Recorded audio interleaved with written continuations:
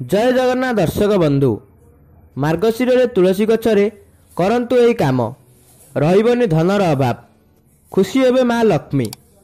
हिंदू धर्म अनुसार जो घरे तुलसी गछ थाए सही घरे स्वयं माँ लक्ष्मी विराजमान करती कारण तुलसी को माता लक्ष्मी ही रूप कह जाए।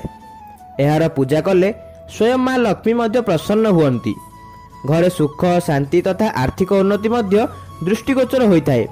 मार्गशीर मासरे घरे घरे माणबसा गुरुवार करा जाए और माता लक्ष्मी को मध्य आराधना करा जाए थाए। मार्गशीर मासरे केमिति तुलसी को पूजा करिवे जहा फल घर सुख और समृद्धि रे परिपूर्ण होई उठिबो। आसंतु जानिबा। कुहा जाए मार्गशीर मासरे तुलसी गछ को मंजरी आगमन होता है। हिंदू शास्त्र अनुसार जेते महत्व तुलसी रे थाए समान महत्व मंजरी रे रही थाए। सबुदिन तुलसी पूजा करने आवश्यक। पवित्र मार्गशीर मासरे यार विशेष भाव में पूजार्चना करने दरकार कारण यही मासरे भगवान विष्णु तुलसी गछरे बास करती। फल मार्गशीर मासरे यार सठिक भाव में पूजा कले 2 गुणा फल और धन प्राप्ति हुए।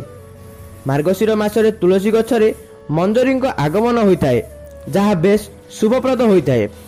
फल तांकर आराधना और पूजार्चना अवहेला न करी सठिक भाव में रीतिनीति अनुसार तांकर पूजार्चना करने उचित। ज्योतिष मान कहवा अनुसार मार्गशीर मासरे तुलसी गछरे जल अर्पण करने नित्यांत आवश्यक। यह बात तुलसी गछ को लाल कपड़ा बांधी जल लक्ष्मीनारायण को अर्पण कले घरे धनर अभाव दूर हेब। एसहित घर को गंगा जल शुद्ध करने आवश्यक जहाँ नकारात्मक शक्ति मुक्ति दे सकारात्मक आड़क दे जाए।